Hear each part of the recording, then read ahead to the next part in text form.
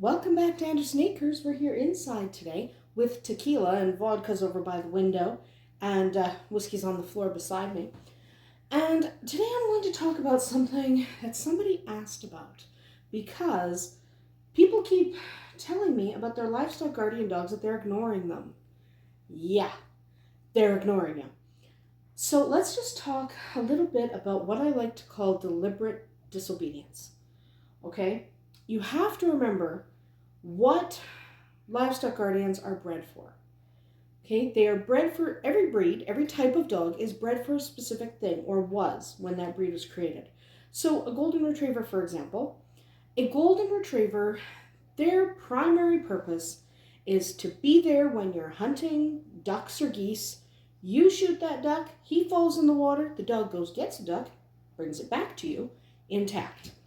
So golden retrievers were bred to be able to swim well in the water. They were bred to have a soft mouth so they don't damage that duck when they bring it back. And they were bred to listen to you because you can't have your golden retriever going bonkers while you're trying to hunt. You just wouldn't work. Okay, they'd be all over the place. So you need your dog to listen to you and stay still and quiet beside you until you tell them it's time to go get the duck or the goose. Okay. They're bred for that. They're very good at that. They're very good at a lot of other things that they are bred for too. What they are not good at is guarding livestock. They weren't bred for it.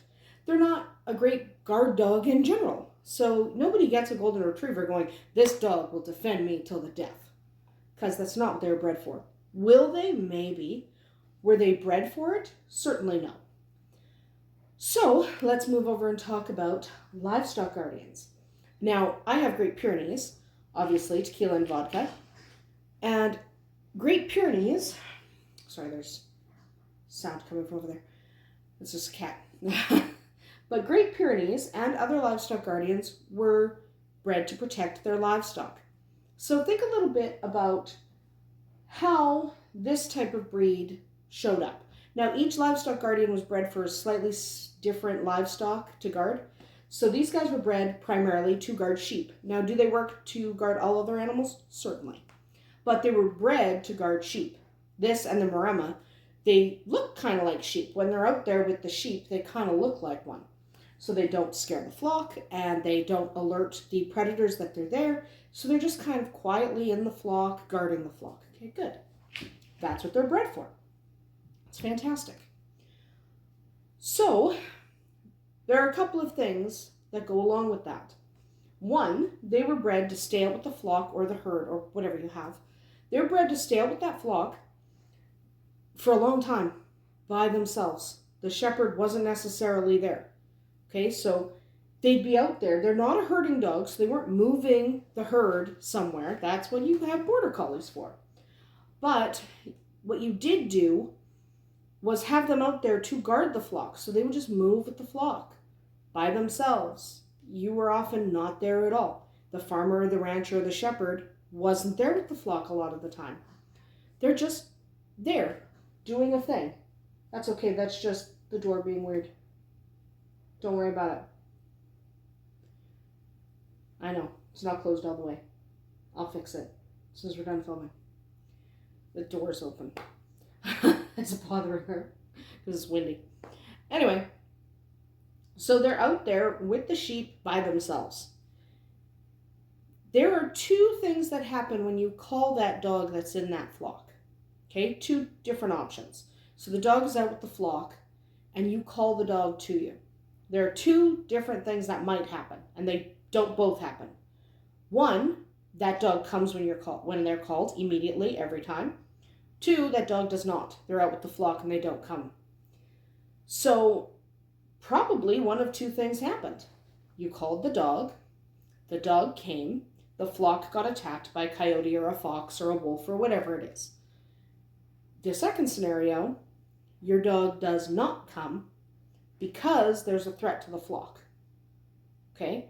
So go back a couple 100 years, 100 years, 150 or somewhere in there, when people were first selectively breeding these kinds of dogs. And you're the rancher, and you have to choose who to breed.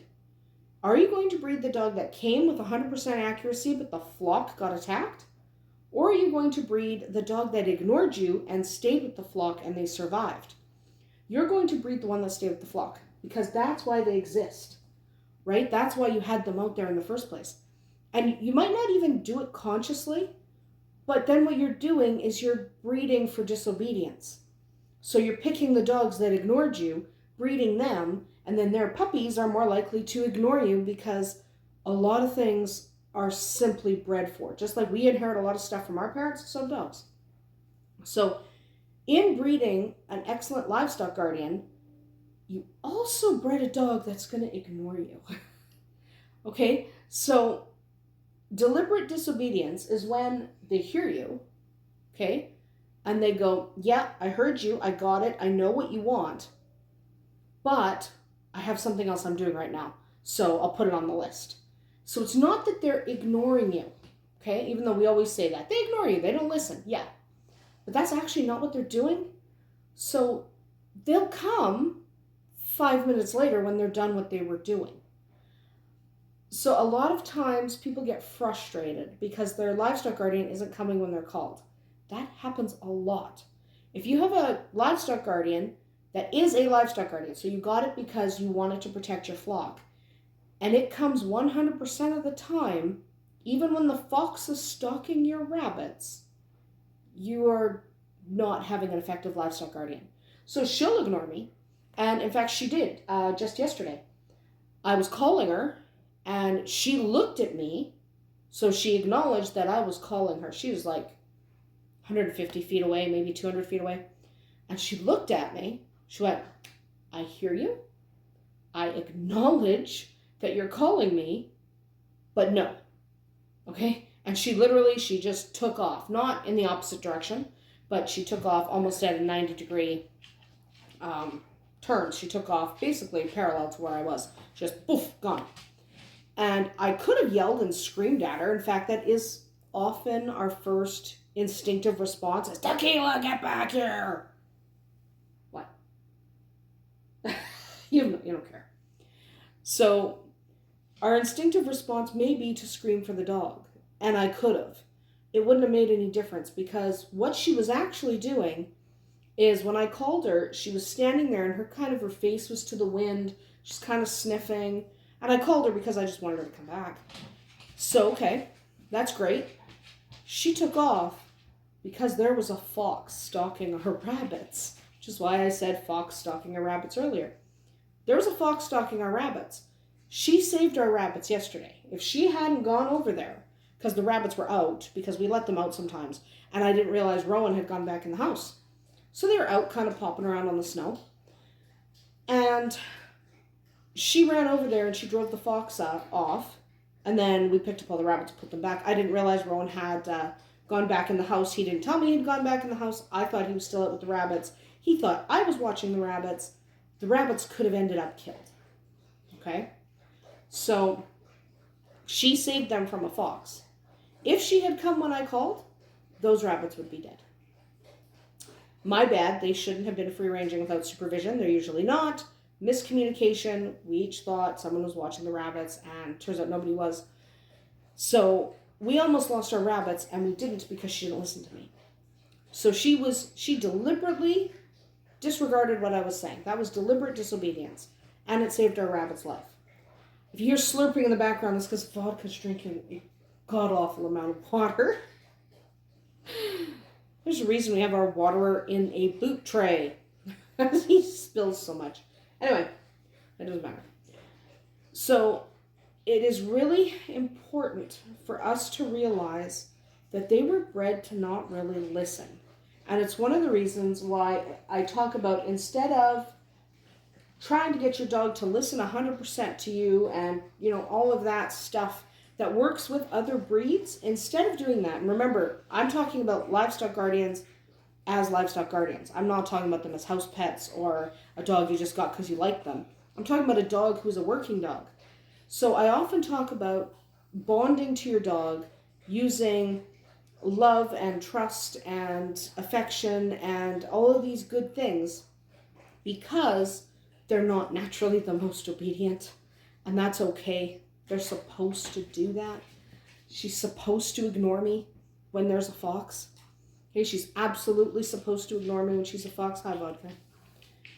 So if I insist she ignores the fox and comes instead, she's not doing her job. And she does have a job. So does Vodka. At the time, Vodka was in with the chickens, which is probably why Vodka was in with the chickens, probably because he knew there was a fox in the area. So we would have lost animals yesterday if not for these dogs, and if not for the fact that she ignored me. So when your livestock guardian is not listening, that's kind of par for the course. If you get 80% recall, that's good, because they will. Hi Pippin. Here's Pippin. Pippin's coming. Pippin is here. Hi Pippin. Hi Whiskey. Why are you love? Okay, I know you love the cat. I know. Just a nice cat. You want to hug the cat. Anyway, I just wanted to do a video about the deliberate disobedience and a livestock guardian's natural tendency to kind of disregard what you say, or not necessarily disregard it. What they do is they put it on the list. They'll come. It might be in 15 minutes because they're busy, but they'll come. So it's kind of an important thing to know before you get a livestock guardian. They do have that tendency. They were bred to kind of just not always do what you say. They will do it. They will. If they know what you want to do, they're actually a very good dog. They will do what you want them to do. However, they won't necessarily do it when you want them to do it. They have a job. They have things to do. So think of it like telling a young adult to take out the trash. Not telling your kid, telling someone who's 18, 19, 20, take out the trash. They'll do it, but not necessarily right now, because they have something else to do. Because, yes, Tristan might be taking out the trash, but he's also grooming his horse or walking his dog. This is his dog. Or walking his dog or whatever. So it's kind of like that. It's like they'll get to it, but they have their own timetable because they have other things on their list of things to do. I love you too. So it's just an important thing to remember when you get a livestock guardian, whether you're getting a livestock guardian because you need them to protect your livestock, or whether you're getting them because you just like the breed. That's fine. Just remember they were bred to kind of take a message and get back to you. So when they do that, yelling and screaming doesn't help. Just do a few more training sessions. And frankly, if they ignored you because they were defending your rabbits from a fox, then yeah. What? That's just Pippin. Can't go play with Pippin. Anyway, so there she goes. Time to play with Pippin. Anyway, now that we have no livestock guardians on film, we're going to wrap up this video. Just remember, if your livestock guardian is kind of ignoring you, it's kind of because they were bred to ignore you. And is it annoying? Sure. It's also par for the course. So be a little bit patient. Remember to love your dogs up, bond to them, trust them, respect them, and they'll return the favor. They just might not always listen to you. That's about it for us here at Andersen Acres. We'll see you tomorrow.